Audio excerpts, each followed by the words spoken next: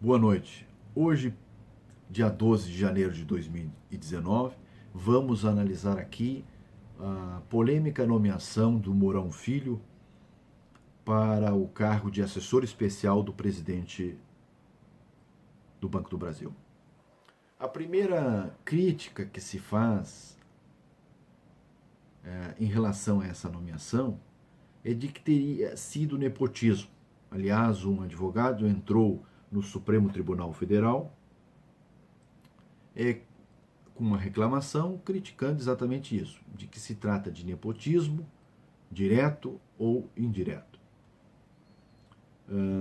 Num primeiro momento, o ministro Toffoli indeferiu o segmento da ação em virtude de vício processual, ou seja, o advogado não esgotou totalmente a instância administrativa para entrar depois com a ação. Né?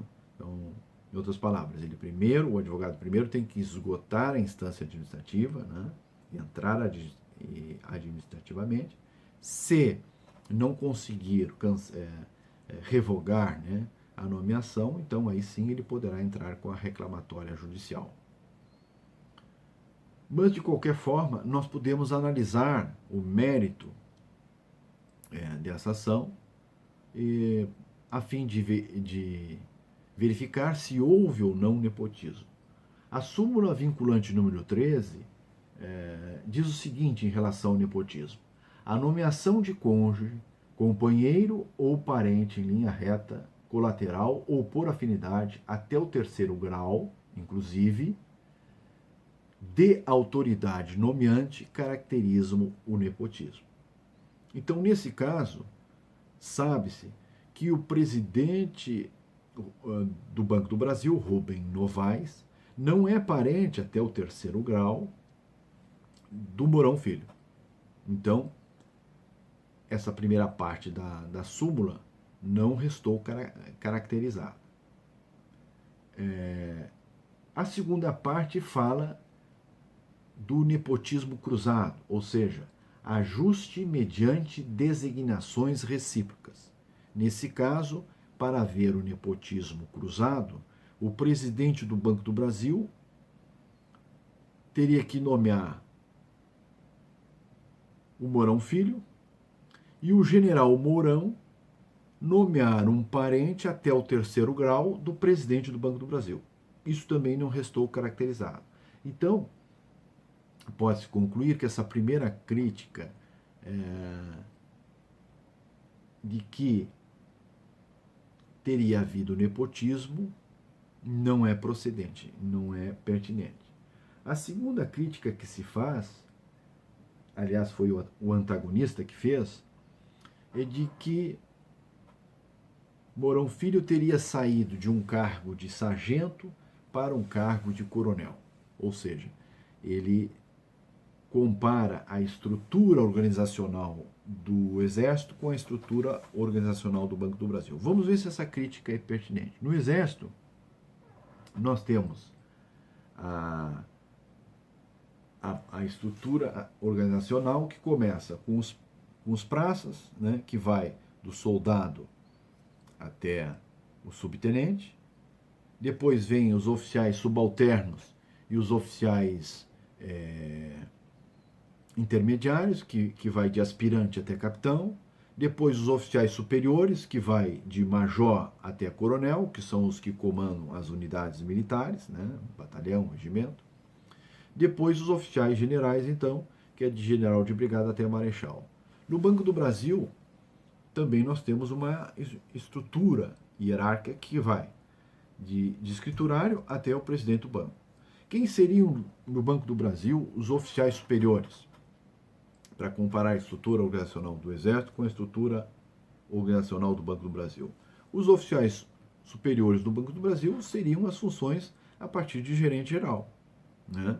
O AP6, o AP5, o AP4, né? Que comandam agências. E o superintendente estadual também seria um oficial superior que coordena uma porção de agências. No Banco do Brasil, os oficiais generais seriam, então, os diretores, né, os gerentes gerais equivalentes aos diretores, e os vice-presidentes e o presidente. Então, essa segunda crítica do antagonista não está correta, pois ele diz que o Mourão Filho, que era um assessor empresarial, um AP6, correspondente, portanto, a um gerente geral, ele diz que esse cargo, que ele exercia um cargo de gerente e ascendeu ao cargo de coronel. Não é verdade. Ele já exercia um cargo de oficial superior e passou a exercer um outro cargo, um AP6, e passou a exercer um outro cargo, também de oficial superior, um AP2, né, que é um assessor especial do presidente da República, que equivale a um cargo de superintendente estadual. Bem, mas vamos para o terceiro ponto. Sobre o ponto de vista subjetivo, né, da ética, pode-se dizer que não foi correta a nomeação do Mourão Filho, né, já que não feriu objetivamente a moralidade, sobre o aspecto subjetivo. O general Mourão afirmou que o seu filho foi preterido porque ele, general Mourão, era um general não alinhado com o governo do PT e com o governo Temer. Então, o seu filho foi preterido em suas nomeações dentro do Banco do Brasil. Está correta essa assertiva, essa afirmação do general Mourão? Entendo que o sentido que ele quis dar a essa afirmação é de que o seu filho foi preterido para nomeações de altos executivos. No Banco do Brasil, nós temos duas, digamos assim, espécies de nomeações. As nomeações de intermediárias, que pega gerente de conta, gerente de agência, né? Assessor empresarial, que era a função que ele exercia, e nomeações e cargos de altos executivos, que aí nós podemos colocar o superintendente estadual, o diretor, o vice-presidente e o próprio presidente. Nesses cargos de altos executivos, um alinhamento político estratégico do executivo tem grande importância para a sua nomeação, né? Nas nomeações intermediárias, não. Então, essas nomeações que o Mourão Filho teve durante o governo PT, gerente de conta, de assessor sênior e de assessor empresarial, o alinhamento político-estratégico não tem relevância, né? Agora, sem dúvida, dificilmente ele seria nomeado para uma função de alto executivo do banco, para uma função de diretor, para uma função de assessor especial do presidente do banco, obviamente porque o seu pai, né, não era um general alinhado com o governo do PT. Aliás, era um general crítico ao governo do PT. Inclusive, perdeu o Comando Militar do Sul em 2016 justamente por isso, né? E em 2017, em dezembro de 2017, ele perdeu a função, uma função burocrática que ele exercia em Brasília, porque afirmou que o governo Temer era um balcão de negócios. Então, o que se tem que analisar sobre o aspecto subjetivo é o seguinte: se um filho de um político proeminente, durante os 12 anos do governo PT, não de um político, no caso, que se tornou um político proeminente, né? No caso, era um general proeminente. Não pode ser nomeado porque é não alinhado com o governo que está no poder. A partir do momento que o seu pai se torna poder,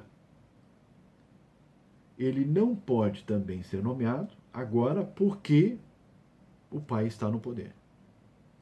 Se ficar aí 4, 8 ou 12 anos no poder, né? Se esse grupo do general Mourão ficar 12 anos no poder, o que vai se ter é que o Mourão Filho não podia ser nomeado, não pôde ser nomeado durante 12 anos para cargos de altos executivos, porque o seu pai era um general não aliado. E agora ele não pode ser nomeado porque o seu pai é vice-presidente da República. Então não é razoável nem justo que um funcionário dentro de uma estatal seja tratado dessa forma, né?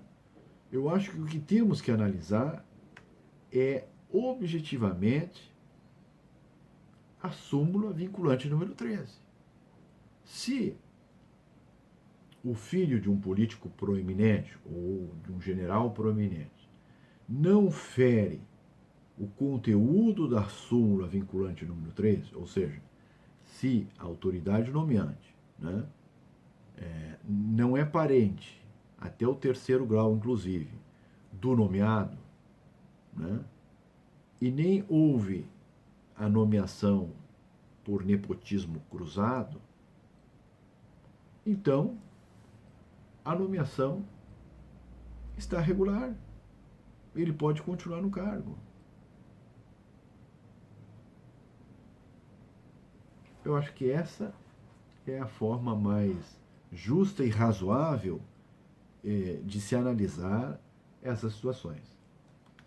Agora, uma outra crítica que eu acho pertinente, aí, essa sim, é a macrocefalia do Banco do Brasil, né?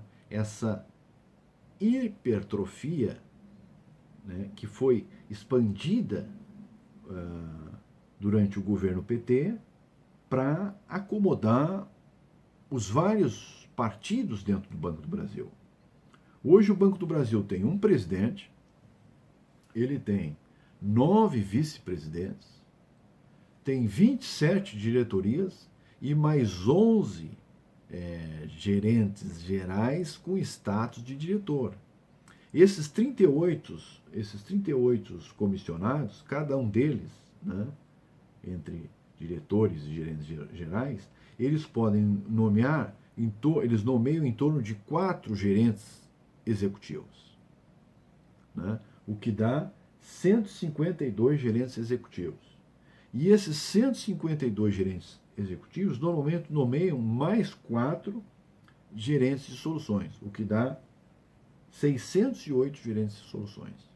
Então, é uma estrutura inchada, né? Uma hipertrofia na cabeça da estrutura organizacional que custa em torno de 28 milhões por mês e 348 milhões por ano. Isso sim, o Bolsonaro prometeu rever, né, e enxugar e cortar essa estrutura em torno de 20%, né, o que talvez ainda seja pouco. Aqui sim, nós temos o que fazer. Por hoje, era isso. Boa noite e